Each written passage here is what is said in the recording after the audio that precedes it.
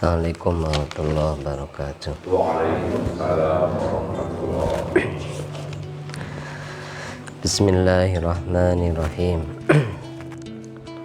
Nawaitu ta'alluma wa ta'lima wa tadhakkura wa tadhkira wa nafa'a wal intifa'a wal ifadata wal istifadata wal hatha ala tamassuki bi kitabillah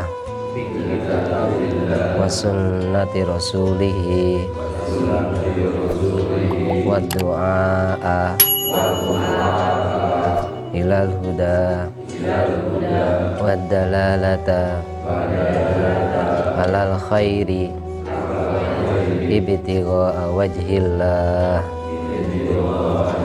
wa mardatihi wa qurbihi wa thawabihi subhanahu wa ta'ala. Bismillahirrahmanirrahim. Alhamdulillahirabbil alamin wassalatu wassalamu ala asyrofil anbiya'i wal mursalin sayyidina wa maulana Muhammadin wa ala alihi washabihi ajmain. Rabbi faqihna fid din wa 'allimna ta'wil. Rabbi faqihna wa faqih lana wa qarabatil lana fi dinina. Allahumma arzuqna fahman nabil hifdz wal muslimin ilhama malaikatil muqarrabin waj'alna minal ulama'il aminin bi rahmatika ya arhamar rahimin. Allahumma inni a'udzubika min ilmin la yanfa' wa qalbin la yasha' wa du'ain la yustajab lah. Allahumma hdi qaumi fa innahum la ya'lamun. Allahumma hdi qalbi fa tsabbit. Allahumma hdi qalbi tsabbit lisani. Allahumma inna nas'aluka ridhaka wal jannah wa na'udzubika min sakhatika wan nar. Allahumma arfa'na al-bala wal wal fasya wal munkaran baladina hadha was-sabab biladil mu'mina amma bi rahmatika ya arhamar rahimin. Bismillahirrahmanirrahim. Alhamdulillahirabbil alamin wassalatu wassalamu ala asyrofil anbiya'i wal mursalin sayyidina wa maulana Muhammadin wa ala alihi washabihi ajmain. Qala musannif rahimahumullah ta'ala ila anqal kama qala sallallahu alaihi wasallam man 'ana ala ma'siyatin walau bi syatri kalimatin kana syarikan lahu fiha. Sebagaimana Rasulullah sallallahu alaihi wasallam bersabda bahwa barang siapa menolong kepada kemaksiatan, orang yang membantu maksiat walau hanya dengan sepotong kalimat, tidak satu utuh kalimat tapi hanya sepotong kalimat, maka dia termasuk orang yang ikut serta di dalam kemaksiatan. Musannif yaitu Imam Al-Ghazali memberikan landasan bahwa orang yang mencari ilmu tujuannya itu karena kemarin dikatakan tujuannya adalah munafasah, berbangga diri untuk mengalahkan orang lain, menjadi pembesar gitu ya. Pengen orang-orang ikut jadi kelompok dia atau pengen mencari dunia karena ilmunya, maka orang tersebut tujuannya sudah jelek, maksiat. Lah gurunya termasuk orang yang berdosa karena mengajarkan ilmu kepada orang tersebut. Naudzubillah. Di sini dia maksudnya memberikan landasan sebagaimana orang yang menolong bermaksiat maka dia termasuk orang yang ikut maksiat. Walau hanya sepotong kalimat. Dangdutan di mana ya dangdutan? Tuh di ditu wae itu pada orang tenonton, teu jadi panitia, teu naon, itu terus ikut dosa. Dosa dangdutan. Bukan dosa nonton. Gitu ya. Namun aya dangdutan di mana? Dangdutan mata terang tapi nu hajat mah di ditu gitu lah. Eta meureun lada aman gitu ya. meskipun orangnya apal di dia ya dangdutan, tapi nu dangdutan mah terang katanya. Tapi yang hajat kendurian atau nikahan tuh di ditu gitu, itu mending rada aman. Jadi bahasana itu sesuai dengan pertanyaan, dangdutan di mana tuh di ditu itu seperti gitu. Tapi dangdutan di mana terang nu hajatan di ditu gitu. Mungkin dialihkan supaya kita aman, tidak termasuk syarik atau orang yang ikut serta dalam maksiat, apalagi yang mengadakan, walau menunjukkan tempat aja termasuk maksiat. Ini karena kenapa? Karena berantainya satu amal. Amal kebaikan juga berantai, amal kejelekan pun berantai. Sehingga dalam satu keterangan dikatakan bahwa putranya Nabi Adam yang membunuh itu dosanya dapat dari semua pembunuh. Nabi Adam kan, zaman Nabi Adam bunuhnya juga nggak ada yang tahu, tapi setiap pembunuh dosanya itu ngalir ke dia, ngalir terus. Mulanya kalau kita maksiat mendingan sendiri, nggak ada yang tahu, aman. Ulah ngajak-ngajak lah gitunya, ini sorangan bubunian. Jangan bangga karena kita menjadi pioner awal gitu umpamanya dalam kemaksiatan. Dasarnya ini, mana'ana ala maksiatin walau bisyatri kalimatin kana syarikan lahu fiha. Titik. Wa in kanat niyatuka wa qasduka bainaka wa bainallah. Dan ketika niat kamu, orang-orang yang mencari ilmu, kita semua ini, kalau niatnya mencari ilmu, wa qasduka dan tujuan kamu bainaka wa bainallah, di antara kamu dan di antara Allah Ta'ala, min talabil ilmi, dari mencari ilmu. Ketika orang yang mencari ilmu itu dia tanamkan niat di hatinya, dan dia saja yang tahu sebenarnya niat yang sebenarnya, antara dia ya dan Allah Ta'ala yang tahu niat sebenarnya kita itu sebenarnya apa. Meskipun tertulis bahwa niat saya begini, tetap yang hakikat tetap Allah Ta'ala, tapi tetap kita ungkapkan niat yang bagus ya, karena sunnah hukumnya mentalafuzkan niat, mengucapkan niat di mulut itu sunnah. Niat itu kan di hati, tapi mengucapkannya hukumnya sunnah. Usolli fardhu maghribi, tadi usolli fardhu subuh itu sunnah, dapat lagi kesunahan. Kayak tadi kita nawaitu ta'aluma wa ta'lima, niatnya ta'alumnya Imam Al-Haddad itu ya. Imam Al-Haddad belajar dimulai dengan nawaitu ta'alum itu pun sunnah, sunnah mengucapkannya, meskipun tidak dari Nabi seperti itu, tapi artinya mengucapkannya sunnah. Dan kita pun tabarukan kepada niatnya Imam Al-Haddad. Nah ini ketika kita mencari ilmu tujuannya adalah hidayah, al-hidayah itu adalah hidayah, hidayah duna mujarodi riwayah, tidak hanya untuk riwayat, hanya menyampaikan. Wabshir, maka berbahagialah kamu, fa innal malaikata, maka sesungguhnya malaikat, tabsutu laka ajnihataha, itu mengembangkan sayap-sayapnya untuk kamu. Ketika kita niat mencari ilmu, di hati kita ditanamkan adalah hidayah, berarti kalau di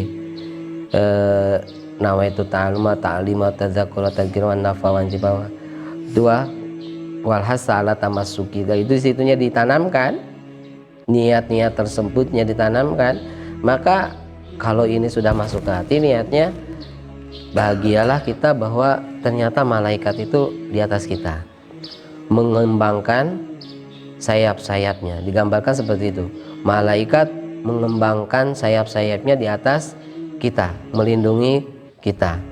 Artinya malaikat ridho dengan apa yang kita lakukan, sangat senang dengan apa yang kita lakukan. Kalau kita tahu, toh kita juga nggak mau tahu sebenarnya. Kalau kita lihat juga takut mungkin ya, malaikat sayapnya di atas kita, mungkin kita malah nggak mau ngaji, nggak mau ngaji. Nah, Begitu ngaji langsung malah di atas kita ada sayapnya malah malaikat. Jadi takut. Kayak orang wiridan ayat kursi ternyata malaikat ribuan turun. Malah banyak yang takut itu ya. Tapi alhamdulillah nggak kelihatan. Tapi semoga aja dengan hakikatnya tetap malaikat mengembangkan sayapnya, karena di waktu ini karena kita niatkan mencari ilmu murni adalah mencari hidayah dari Allah Ta'ala. Tidak untuk hanya menyampaikan, karena ilmu itu tidak sebenarnya harus disampaikan. Ilmu itu harusnya diamalkan. Lah pengamalan ilmu itu ternyata lebih banyak dari penyampaiannya. Mulanya ketika seorang ulama itu wafat, maka sebenarnya 2/3 dari ilmunya itu dibawa pulang mati, kita dibawa mati. Ketika ulama itu wafat, 2/3 ilmunya dibawa. Karena ternyata ilmu itu banyaknya yang diamalkannya daripada yang disampaikannya. Tapi terkadang kalau kita mujaradul riwayah, kadang kita belum baca itu udah di copy paste ya. Kita dapat postingan bagus, judulnya juga bagus, itu ya. Dari judul sudah bagus itu sudah di copy, kirim lagi, copy, kirim lagi. Gak tahu isinya apa. Berarti itu hanya mujarodi copy paste, gitu ya. Mujarodi riwayah, hanya menyampaikan, tapi tidak dibaca juga enggak kadang. Ya ada yang dibaca. Kalau di gitu ya, biasanya seperti itu. Kalau saya gitu, kalau lihat judulnya bagus, bacaan baru separuh bagus, langsung copy paste, kirimkan. Itu hanya mujarodi riwayah sebenarnya, tidak diamalkan. Dan ini terjadi kalau kita. Kalau tidak hanya seperti itu, tapi dilihat di dalamnya ternyata bagus, kita pun ngikutin apa yang ada di dalamnya, maka bahagialah bahwa sesungguhnya malaikat.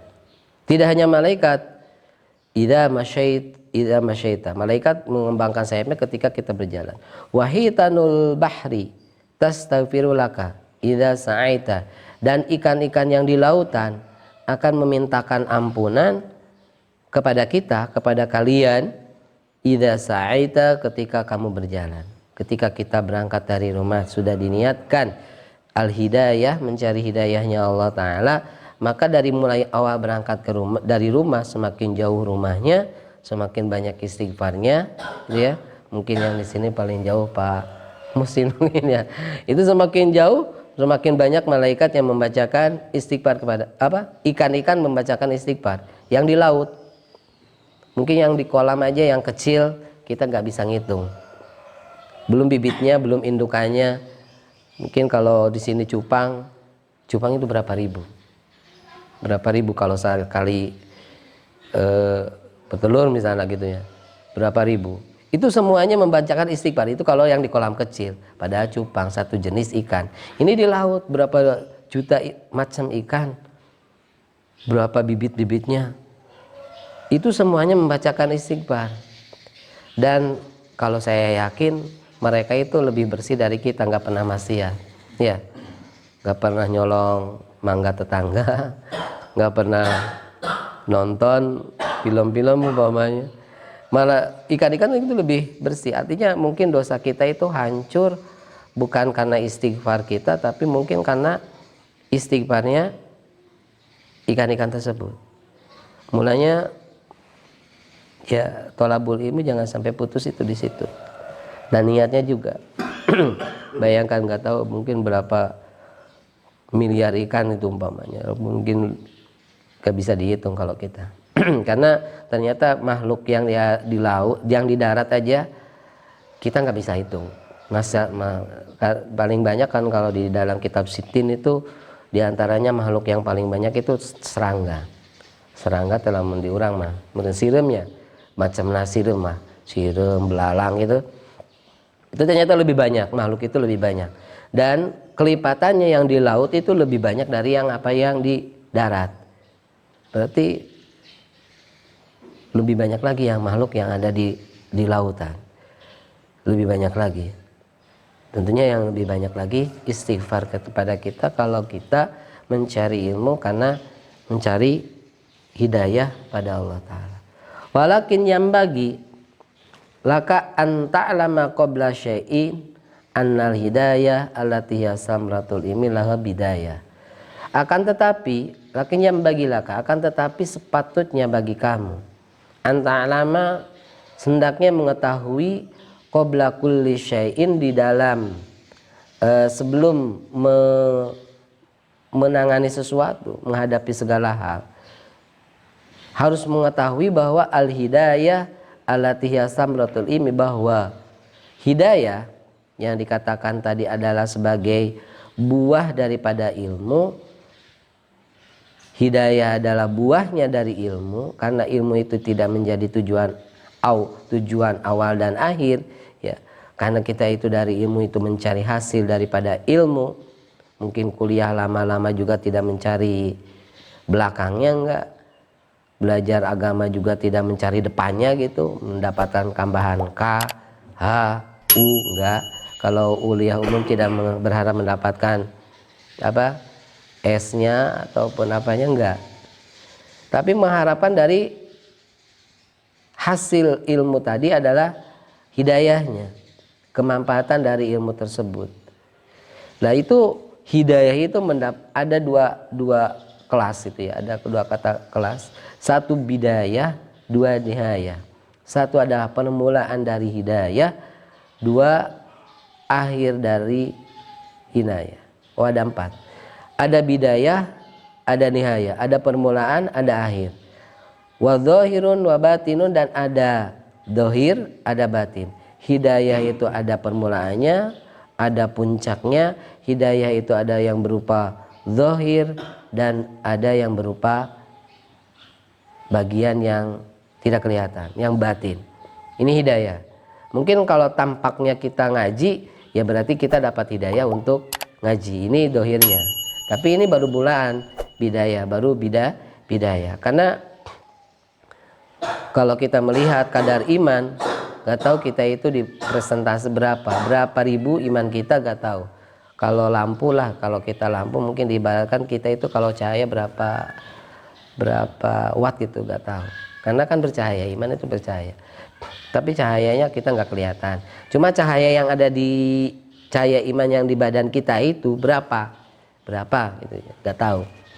Apa 5 watt, apa 10, apa 100, mungkin apa 1000, atau mungkin lebih dari itu kadarnya ada. Dan ini sebenarnya bagi ahli-ahli suluk tampak, orang-orang yang di makomnya tahu. Kalau kita kan nggak tahu iman itu seberapa. Itu awalnya. Jadi kalau Imam Ghazali berkata ada bidayah di nihayah, memang patut, karena ada bagi beliau pasti tahu. Ada dohir, ada batin, pasti bagi beliau tahu. Mungkin kalau kita, karena kita masih posisi bidayah dan iman kita pun masih hanya iman tampak-tampakan, dohirnya mungkin kita belum bisa tahu itu ya.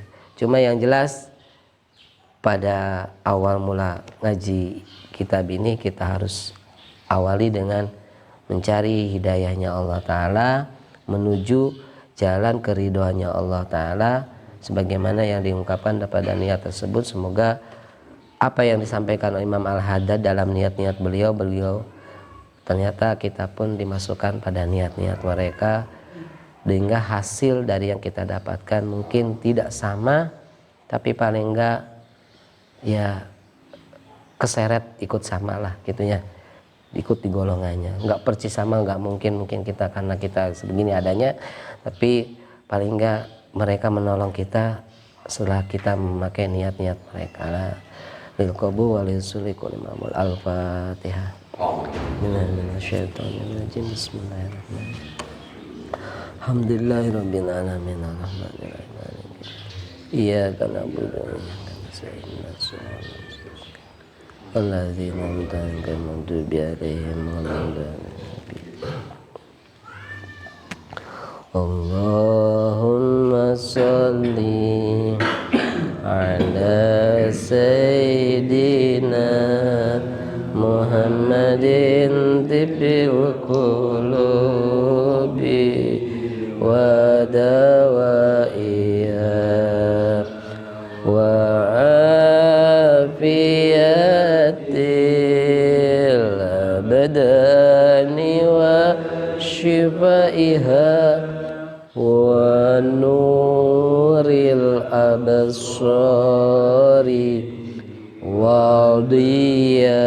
وضيائها وقوت الأرواح وغذائها والآل والصحب والسلام.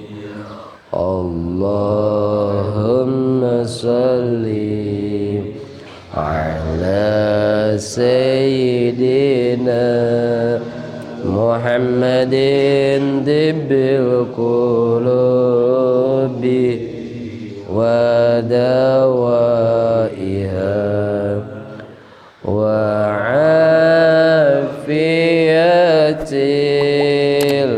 الأبدان وشفائها ونور الأبصار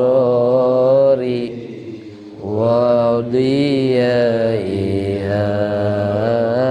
وقوت الأرواح وغذائها وسلم.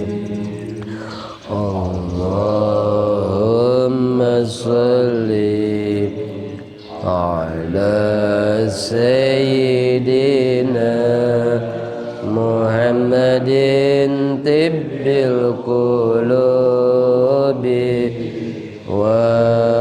ودوائها وعافية الأبدان وشفائها ونور الأبصار وضيائها وقوت الأرواح وغذائها والآل والصحب والسلام. Subhanakallahumma bihamdika asyhadu an la ilaha illa anta astaghfiruka wa atubu ilaik. Assalamualaikum warahmatullahi wabarakatuh. Waalaikumsalam warahmatullahi wabarakatuh.